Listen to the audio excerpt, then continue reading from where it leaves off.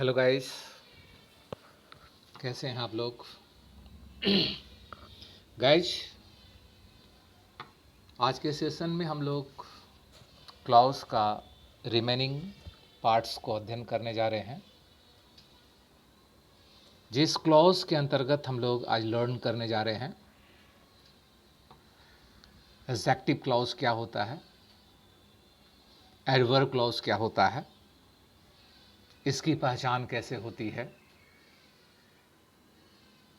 एक एग्जेक्टिव का मूल फंक्शन क्या है, एक एडवर्ब का एक क्लॉज के साथ क्या व्यवस्था है, क्या उसका सेटलमेंट है, ये सारी बातों का आज हम लोग बारीकी से अध्ययन करने जा रहे हैं। आई होप कि आप इस सेशन को पूर्ण रूपेण जो है एंजॉय करने जा रहे हैं। तो चलिए हम अपना कीमती समय को जो है शेप करते हुए अपने सेशन को आगे अंजाम दें।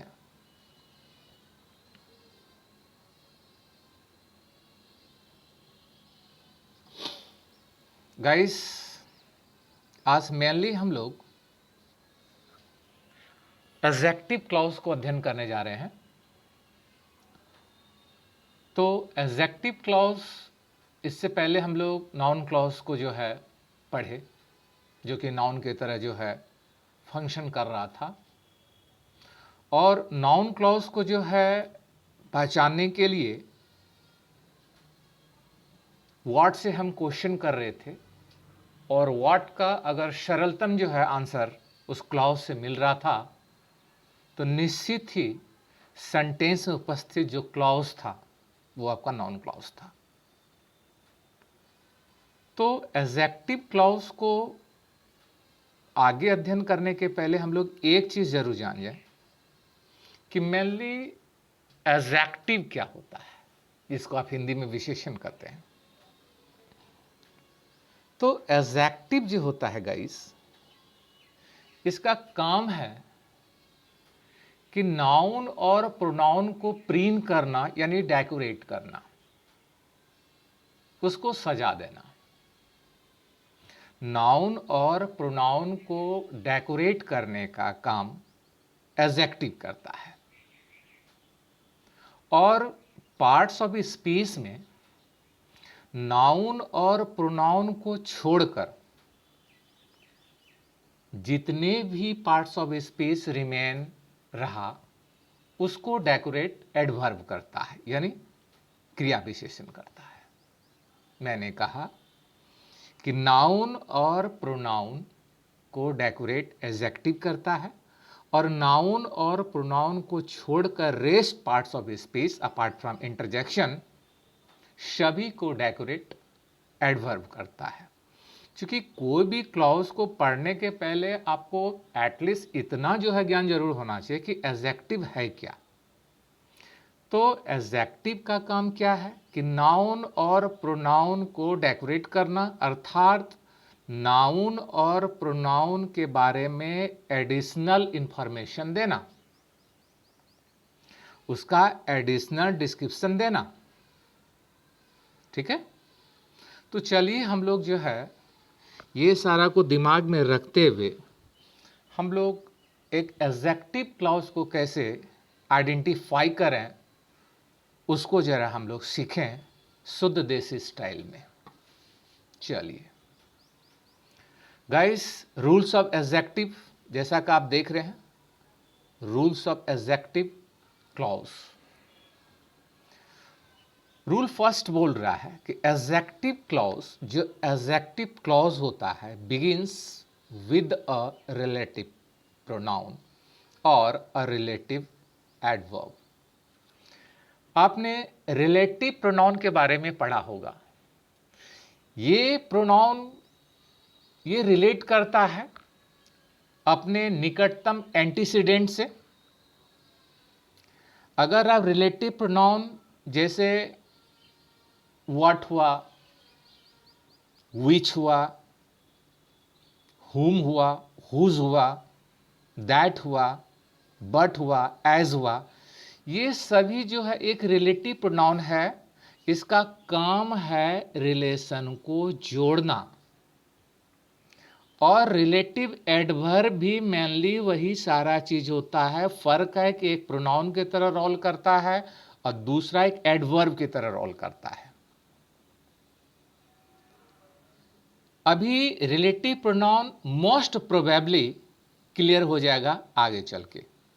देखिए फिर से पढ़ते हैं कि adjective clause begins with relative pronoun. Adjective clause एक रिलेटिव प्रोनाउन के द्वारा स्टार्ट होता है या एक रिलेटिव एडवर्ब के द्वारा, प्रोवाइडेड बशर्ते द प्रोनाउन और adverb has its antecedent immediately before, कि ठीक उसके पहले जिससे भी रिलेटिव प्रोनाउन अपना संबंध को या रिलेटिव एडवर्ब अपना संबंध को कायम करेगा, तो जिस भी शब्द से वो अपना रिलेशन को व्यवस्थित करेगा वही उसका एंटीसीडेंट कहलाएगा। यानी रिलेटिव प्रोनाउन या रिलेटिव एडवर्ब जिस भी शब्द से, जिस भी पार्ट्स ऑफ स्पीच से, मान ली वो नाउन ही होगा, है ना, या प्रोनाउन होगा, है ना, अपना संबंध स्थापित करेगा, एस्टैब्लिश करेगा, वो सेंटेंस का एंटीसीडेंट हर हाल में कहलाएगा। ठीक है, चलिए एग्जाम्पल द्वारा और भी क्लियर करते हैं। देखिए फॉर एग्जाम्पल दिया है, दिस इज द बॉय। ध्यान से देखिए, this is the boy. A sentence को यहां से काट दीजिए और दूसरा है who stole my fountain pen, जिसने चुराया मेरा फाउंटेन पेन को, निर्झर लेखनी को चुराया। तो दिस इज द बॉय या वही लड़का है जिसने चोरी की मेरा फाउंटेन पेन या मेरी फाउंटेन पेन। यानी हु जो है अपना रिलेशन इस लड़का से बनाया। ये हु किसको इंट्रोड्यूस कर रहा है? इस लड़के को इंट्रोड्यूस कर रहा है, ये लड़के के बारे में। जिसने चुराया, किसने चुराया? ये लड़का है। तो ये जो हु हुआ, ये रिलेशन जोड़ा, तो ये हो गया आपका रिलेटिव प्रोनाउन आर प्रो, यानी रिलेटिव प्रोनाउन। और द बॉय जो हुआ, जिससे संबंध ये बनाया, यही हो गया एंटीसीडेंट। मैंने कहा रिलेटिव प्रोनाउन जिससे भी अपना संबंध बनाएगा, इससे अपना संबंध बनाया, तो ये हो गया एंटीसीडेंट और ये हो गया आपका रिलेटिव प्रोनाउन। अब रहा कि एडजेक्टिव क्लॉज कौन है? तो एडजेक्टिव क्लॉज आपका who stole my fountain pen, ये एडजेक्टिव क्लॉज है, चूंकि ये एक रिलेटिव प्रोनाउन से जो है स्टार्ट हुआ है। प्लस ये अगर एडजेक्टिव क्लॉज है तो एडजेक्टिव क्लॉज यानी एडजेक्टिव का काम है नाउन या प्रोनाउन को मॉडिफाई करना। तो नाउन कौन है? देखिए नाउन यहां पर आपका द बॉय है, नाउन आपका द बॉय है। यानी ये क्लॉज जो है पूरा डिस्क्रिप्शन दे रहा इस बॉय के संबंध में, इसलिए ये हु से लेकर लास्ट तक फाउंटेन पेन तक मेरा क्या है? एक एडजेक्टिव क्लॉज है। ठीक है, चूंकि इसी बॉय का डिस्क्रिप्शन जो है आगे उपवाक्य में जो है दिया गया है, इसलिए क्या है आपका एडजेक्टिव क्लॉज है। ठीक है, चलिए इन दिस, यहां पर वही जो है एक्सप्लेनेशन क्या हुआ है। In this who stole my fountain pen, who stole my fountain pen is an adjective clause, जैसा कि हमने आपको बताया था। बिकॉज, क्योंकि it begins with the relative pronoun, वो जो हु से स्टार्ट हुआ था, एंड इट्स एंटीसीडेंट, उसका एंटीसीडेंट कौन था? तो बॉय, है ना, has been used immediately before it, उसके ठीक पहले यानी हु के पहले जो है बॉय यूज किया गया था, इसलिए ये क्या है आपका एक एडजेक्टिव क्लॉज है। ये उसी का एक्सप्लेनेशन है जिसको हम हिंदी में बताएगा। इस चलिए आगे, अगर दिक्कत ना हो, अगर आपकी अनुमति हो तो आगे चलें। चलिए, वेरी गुड। आगे देखिए रूल सेकंड क्या कहता है। धीरे धीरे हम लोग चलेंगे, आराम से चलेंगे, कोई दिक्कत नहीं है, ठीक है। चलिए रूल दो देखिए क्या है। रूल नंबर 2 है आपका समटाइम्स, कभी कभी जो एक रिलेटिव प्रोनाउन होता है, जैसे हु है, हुम है, हुज है, ठीक है, दैट है, और रिलेटिव एडवर्ब होता है with which the adjective clause begin, जिससे एडजेक्टिव क्लॉज शुरू होता है, रिमेन अंडरस्टूड यानी नहीं दिया रहता है, वो अंडरस्टूड रहता है।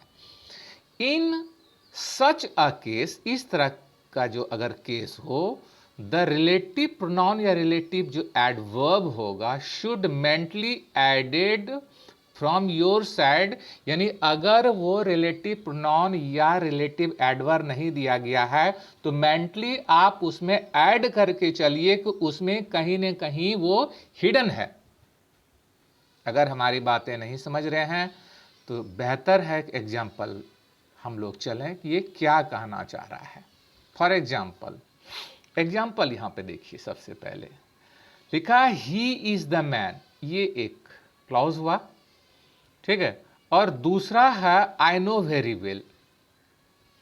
इसका मतलब है कि आई नो वेरी वेल और plus this is the man, ये स्वतंत्र है यानी ये मेन क्लॉज है आपका, और आई नो वेरी वेल, मैं जानता हूं उसे बहुत अच्छे ढंग से, या वही आदमी है, यानी जिसे मैं जानता हूं, यानी whom का प्रयोग यहां पर होना चाहिए। यहां पर whom का एक रिलेटिव प्रोनाउन की तरह प्रयोग होना चाहिए, जो कि नहीं है। लेकिन मेंटली यहां पर आपको यह सोचना है कि यहां पर whom है, और यहां से लेकर यानी whom जो मेंटली आपने ऐड किया वो आपका वहां से लेकर लास्ट तक आपका एडजेक्टिव क्लॉज है। रहा नाउन कौन है सर जो इसको मॉडिफाई कर रहा है, तो नाउन देखिए आपका द मैन ऑलरेडी है, इसी का जो है डिस्क्रिप्शन आगे दिया गया है जिसे मैं जानता हूं, ठीक है। वही चीज नीचे एक्सप्लेन किया गया होगा। In this sentence whom is understood, whom नहीं दिया गया है। At the point of mark, at ये जो मार्किंग किया हुआ है, जैसे वहां भी मार्किंग किया हुआ था ये, ठीक है। देयरफॉर, है ना, I know very well is an adjective clause, जबकि whom का प्रयोग नहीं किया गया है, वो अंडरस्टूड है, इसलिए आई नो वेरी वेल जो है वो एक एडजेक्टिव क्लॉज है। चूंकि ये डिस्क्रिप्शन जो है इसका जो है ये डिस्क्राइब किसको कर रहा था, तो ये डिस्क्राइब कर रहा था ही इज द मैन को। समझ पा रहे हैं, ठीक है। चलिए, वेरी गुड। अगला एक एग्जाम्पल और देखिए गाइस, दिया गया है, बहुत ही सिंपल एग्जाम्पल दिया है। रिटर्न द बुक, किताब को वापस कीजिए या करो, आई गेव यू, जो मैंने आपको दिया। अब यहाँ पर देखिए दैट का प्रयोग होना चाहिए, नहीं किया है। इसका मतलब ये कहीं ना कहीं अंडरस्टूड है, यानी अपरोक्ष तौर पे इसमें लगा हुआ है, ये मान के चलना है। इसलिए आपका आई गेव यू जो है वो एक एडजेक्टिव क्लॉज है। रही बात ये किसको मॉडिफाई कर रहा है सर, ये मॉडिफाई आपका कर रहा है द बुक को। द बुक क्या है, ये एक नाउन है, नाउन का डिस्क्रिप्शन ही आगे दिया गया है, इसलिए ये एक एडजेक्टिव क्लॉज है, ठीक है। बाकी उसी का जो है डिस्क्रिप्शन जो इंग्लिश में दिया गया है ना। रूल 3 देखिए, बिकॉज समटाइम्स, कभी कभी, but is use as relative pronoun. मैंने बट के बारे में पूर्वत भी जो है चर्चा किया था कि बट भी एक रिलेटिव प्रोनाउन है, लेकिन ये निगेटिव यूज किया जाता है, आगे दिया होगा। Sometimes but is use as relative pronoun which is negative in meaning, इसका मीनिंग क्या होता है, वो निगेटिव होता है। In such a case the clause begin with but is an adjective clause. इस स्थिति में जो भी क्लॉज बट से स्टार्ट होता है वो एक एडजेक्टिव क्लॉज होता है, चूंकि बट भी एक रिलेटिव प्रोनाउन है, जिसका मतलब जो नहीं, जिसे नहीं हिंदी होगा, आगे एक्सप्रेशन दिया गया होगा। चलिए एग्जांपल पहले हम लोग देखते हैं। हम लोग बट भी एक रिलेटिव प्रोनाउन है, बट से लेकर लास्ट तक क्या हो जाएगा आपका एडजेक्टिव क्लॉज होगा। लिखा है there was not a soldier, यहां एक नाउन आ गया,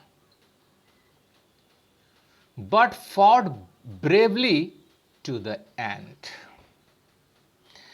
कहता है there was not a soldier, कोई भी ऐसा जो है सैनिक नहीं था जो कि बहादुरी से अंत तक नहीं लड़ा, जो कि नहीं लड़ा। मैंने कहा बट जो है वो एक निगेटिव मीनिंग देता है, जो कि नहीं लड़ा बहादुरी के साथ, वो भी अंत तक बैटल में लड़ते रहा। इसका मतलब बट से लेकर लास्ट तक यानी एंड तक मेरा एक एडजेक्टिव क्लॉज है। क्योंकि ये पूरा सेंटेंस किसको डिस्क्राइब कर रहा है, तो ये एक सोल्जर के बारे में यानी एक नाउन के बारे में बतला रहा है, इसलिए ये नाउन का डिस्क्रिप्शन जो है आगे ये क्लॉज के तौर पे दिया गया है। इसलिए ये कैसा क्लॉज है, तो ये एक एडजेक्टिव क्लॉज है। क्लियर? चलिए वेल आगे चलें, ये सब हो चुका है। चलिए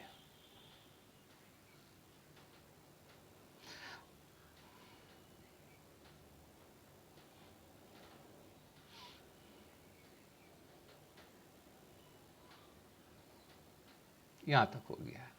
लिखा है देयर वाज, दूसरा एग्जांपल लिखिए, देयर वाज नो मैन, कोई ऐसा आदमी नहीं था, बट लव्स हिज कंट्री, जो कि प्यार नहीं करता है, मोहब्बत नहीं करता है अपने देश से, जो कि प्यार लव मोहब्बत नहीं करता है किससे भाई, तो अपने देश से। फिर यहां पर देखिए बट, जो कि नहीं करता ये एक रिलेटिव प्रोनाउन है, और ये पूरा का पूरा क्लाउज एडजेक्टिव क्लाउज है, क्योंकि ये किसका डिस्क्रिप्शन है, इस आदमी का है। आदमी क्या है, नाउन है, इसलिए यहां पर ये क्या है आपका एक एडजेक्टिव क्लाउज है। ठीक है, वही डिस्क्रिप्शन आपका यहां पे दिया गया है। ठीक है, चलिए रूल 4 देखिए, लिखा है समटाइम्स, अब देन की बात करेंगे। लिखा है समटाइम्स, कभी कभी, then is used as a preposition, कि देन का प्रयोग जो है एक प्रेपोजिशन के तौर पे होता है, जबकि देन का प्रयोग जो है आपका एक कोरिलेटिव कंजंक्शन की तरह भी होता है ना। कंपैरेटिव जो है या रिलेटिवली और कंपैरेटिवली के सेंस में भी जो है देन का प्रयोग होता है, कंपैरेटिव के सेंस में होता है ना। लेकिन देन एक प्रेपोजिशन भी है। ठीक है, फिर से जरा पढ़ें कि sometime then is used as a preposition before a relative pronoun, relative pronoun के पहले देन का प्रयोग होगा। In such a case the clause beginning, जिसको क्लॉज बिगिन होगा with then, is a relative pronoun, वो ही कहलाएगा रिलेटिव प्रोनाउन। ठीक है, कहने का मतलब वो रिलेटिव प्रोनाउन के पहले देन आएगा, और वो जो है वहां से लेकर देन से लेकर लास्ट तक जो है आपका, ठीक है, एडजेक्टिव क्लॉज कहलाएगा। एग्जाम्पल जो है ज्यादा क्लियर करता है। फॉर एग्जाम्पल देखिए, लिखा है we are followers of Mahatma Gandhi, हम लोग किसके फॉलोअर्स हैं गाइस, महात्मा गांधी का।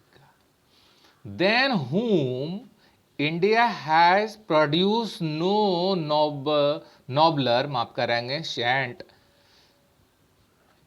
जो इंडिया जो है इस तरह का महान संत को, भद्र संत को पैदा नहीं कर सका।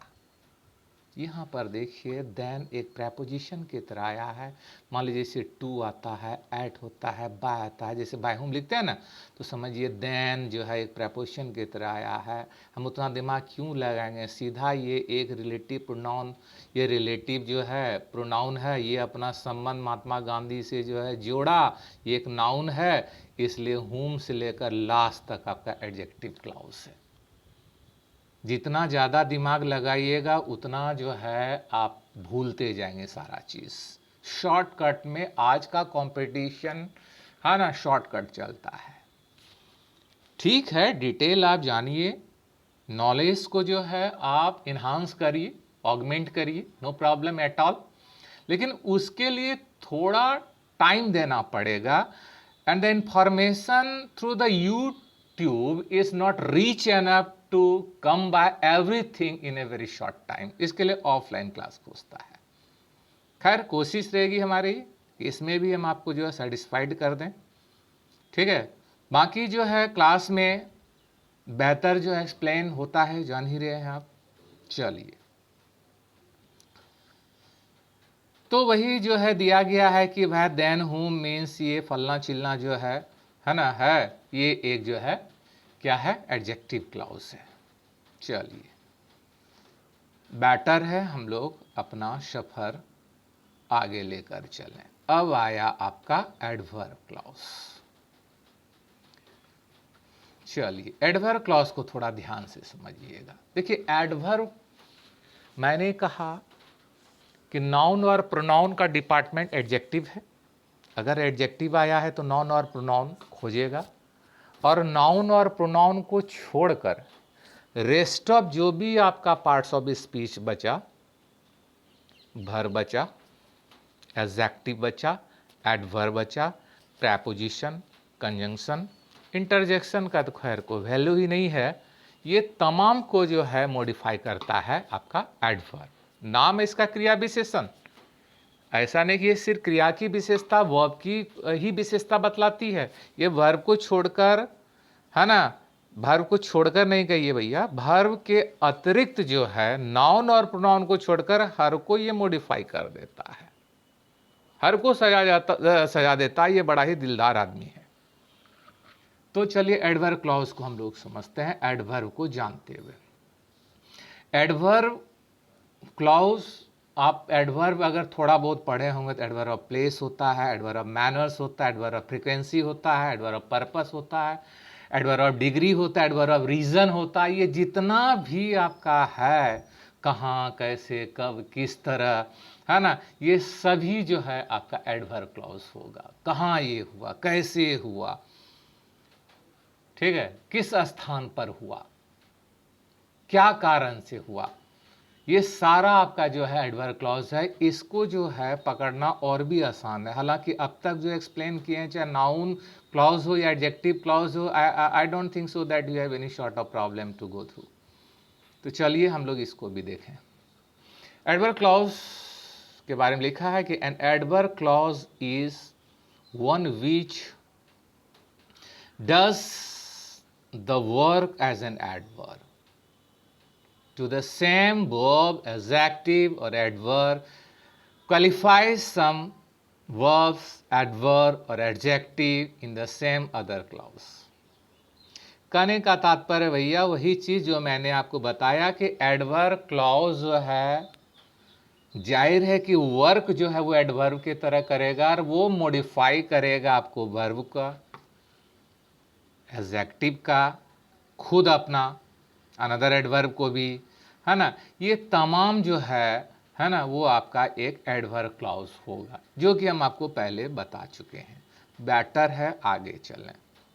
लिखा it has following adverbial function. इसका कुछ एडवर्बियल जो है फंक्शन है, जैसा मैंने आपको कहा था वही चीज नीचे दिया गया है कि एडवर्ब क्लॉज ऑफ टाइम। पहला देखिए, ये एडवर्ब क्लॉज ऑफ टाइम है, ये time बतलाएगा। It shows time and begins with adverb of times। कहता है ये टाइम बतलाएगा और इसका जो है जो कनेक्टर होगा, जो टाइम को बतलाने वाला जो है वो कनेक्टर होगा, when होगा, whenever होगा, while, after, since, before, as, etc। For example, ये जितना भी आपका है, when है, whenever है, while है, after है, since है, before है, ठीक है, ये तमाम जो है आपका जो है ये टाइम को बतलाएगा गाइस। और टाइम बतलाने वाला जो भी आपका क्लॉज होगा वो एक एडवर्ब क्लॉज होगा। फॉर एग्जांपल देखिए, लिखा आई शैल गो विद यू, मैं आपके साथ जाऊंगा, ये मेन क्लॉज हो गया। अब कनेक्ट किया, When you return from Kanpur, जब आप कानपुर से वापस आएंगे, ये टाइम बतला रहा है, एडवर्ब टाइम है। तो when से लेकर लास्ट तक आपका क्या है, एडवर्ब क्लॉज है। ये आपका एडवर्ब क्लॉज है, चूंकि ये आपका टाइम को सूचित कर रहा है, ठीक है। वही चीज दिया है इसमें जो है है ना, इन this sentence when you return from Kanpur is an adverb clause because it shows time, सब जानता है। नंबर 2 देखिए, एडवर्ब क्लॉज ऑफ प्लेस, ये स्थान को बतलाएगा, स्थान। It points to place and begins with adverb of place. Adverb of place where, wherever, whence, whether, etc. कहाँ, सीधा याद रखें, कहाँ, ये adverb of place. For example द्वारा, यू शुड स्टैंड, आपको खड़ा होना चाहिए या खड़ा वहीं रहिए, वेयर यू आर, जहाँ आप हैं। स्थान बतला रहा है, जहाँ पर आप हैं, खंजरपुर में हैं, बीकानपुर में हैं, पटना में है, वहीं पर आप खड़ा रहिए। इसका मतलब ये एडवर्ब ऑफ प्लेस को बतला रहा है। वेयर यू आर जो है आपका एक एडवर्बल या एडवर्ब क्लॉज है। वही चीज एक्सप्लेन किया होगा। चलिए वही चीज, एक और एग्जांपल देखिए, return at once whence you come. Return at once, ये तो आपका पहला क्लॉज है। फिर आपका व्हेंस यू कम, जब आप आए, ये क्या है आपका एडवर्ब क्लॉज है। व्हेंस है, व्हेन है, व्हेनेवर है, ये सारा जितना भी है आपका, वो क्या सूचित करता है, वो प्लेस को सूचित करता है। गाइस, टाइम और प्लेस हो चुका है। टाइम और प्लेस के बाद हम लोग जो है आगे चलें। आगे जब हम चलें तो हम लोग पहुँचे कि एडवर्ब क्लॉज ऑफ पर्पस यानी मकसद। लिखा है it points to purpose and begins with that, so that या लेस्ट। सो दैट मीन ताकि होता है, लेस्ट मीन कहीं ऐसा ना हो कि। पर्पस बतलाएगा, मकसद बतलाएगा, और मकसद बतलाने वाला जो भी क्लॉज होगा, ये सारा का सारा एक एडवर्ब क्लॉज होगा। बेटर है एग्जाम्पल द्वारा चले। ही वर्क वेरी हार्ड, उसने काफ़ी जो है मेहनत किया। दैट है ना, ही में पास, ताकि वो पास कर सके। मकसद था कड़ी मेहनत करने का, ताकि वो पास कर सके। ये पर्पस था हार्ड वर्क करने का, इसलिए दैट से लेकर लास्ट तक आपका क्या है, एक एडवर्ब क्लॉज है। ठीक है, जो कि पर्पस को शो कर रहा है। अगला देखिए गाइस, गो क्विकली, शीघ्रता से जाओ। लेस्ट कहीं ऐसा ना हो कि you should miss the train, आपकी गाड़ी छूट जाए।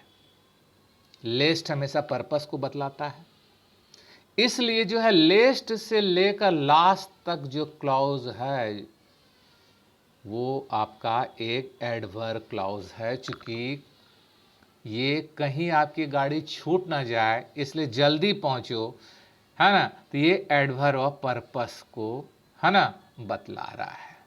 चलिए अगला क्या है, एडवर्ब क्लॉज ऑफ काउज, ये कारण बतलाएगा, और रीजन, एक ही बात हुआ, रीजन को बतलाएगा, कारण। उसके पहले पर्पस बतला रहा था, अब कॉज को बतला रहा है ये क्लॉज।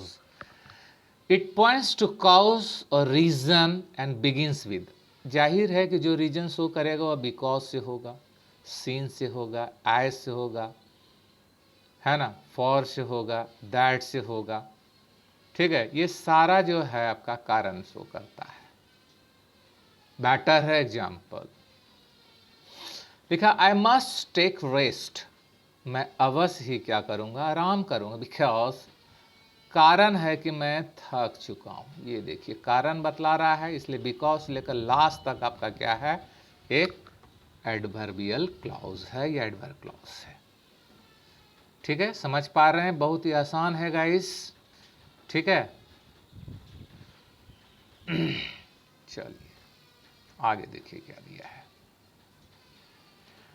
लिखा है अब है एडवर्ब क्लॉज ऑफ कंडीशन। ये कंडीशन शो करेगा गाइस, कंडीशन शो करेगा। कंडीशन एंड इट बिगिंस किससे होगा?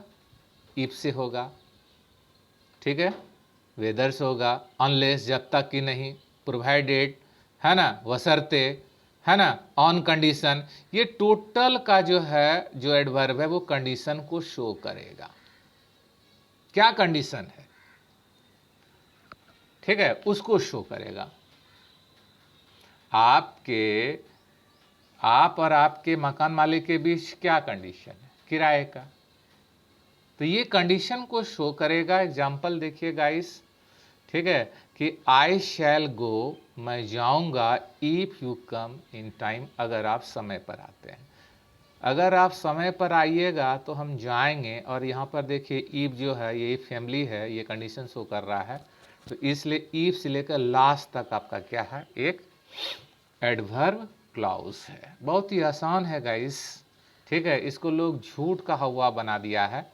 आराम से आप समझिए, मस्त होकर समझिए, है ना। दूसरा देखिए, you must go whether you receive my reply और नॉट। कहता है तुम अवश्य चले जाना या जाओ, तुमको मेरा जो है रिप्लाई मिले या नहीं मिले। कंडीशन दिया भाई, हम कुछ बोलें या ना बोलें, आप निकलो। इसलिए जो है वेदर से लेकर लास्ट तक आपका क्या है? एक एडवर्ब क्लॉज है। वही जो है एक्सप्लेन दिया गया है।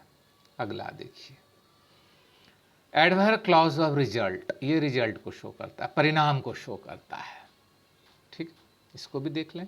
It points to result and often begins with that, preceded by, so और सच। ये सब जो है आपका रिजल्ट शो करेगा गाइस, ठीक है। It can also begins with therefore, जाहिर है देयरफॉर रिजल्ट देगा, है ना। इसलिए से जो भी सेंटेंस आप लिखते हैं वो आखिर में लास्ट में रिजल्ट देना पड़ता है। इसलिए मैं नहीं आ सका, मैं बीमार था इसलिए मैं नहीं आ सका। फॉर एग्जाम्पल, सबसे बढ़िया एग्जाम्पल, उससे पूरा क्लियर होता है। लिखा है ही वर्कड सो हार्ड, काफी मेहनत किया, दैट, है ना, कि ही सिक्योर्ड फर्स्ट डिवीजन। उसने काफी जो है मेहनत की, सिंपल पास्ट में दिया है, और ताकि वो सिक्योर्ड जो है कर पाए, रिजल्ट जो था रिजल्ट वाला, कि वो फर्स्ट डिवीजन आ सके, ठीक है। तो आपका दैट से लेकर लास्ट तक जो है आपका क्या है? ये एडवर्ब क्लॉज है, ठीक है। आई वर्क हार्ड, मैंने कड़ी मेहनत की, देयरफॉर आई पास, इसलिए मैं पास भी कर लिया, ठीक है। ऐसा नहीं कि जितना भी रिजल्ट वाला एडवर्ब क्लॉज होगा सिंपल पास्ट में रहेगा, लेकिन मोस्ट प्रोबेबली, ये भी एक कॉमन एरर में होता है,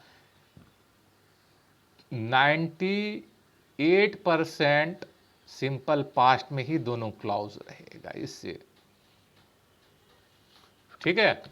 इसको भी आप मानकर चलिए।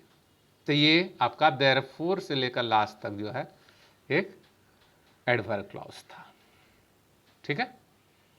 कोई दिक्कत? चलिए, बस इतना सा ही जो है एडवर्ब क्लॉज था। उसके पहले आप एडजेक्टिव क्लॉज पढ़े।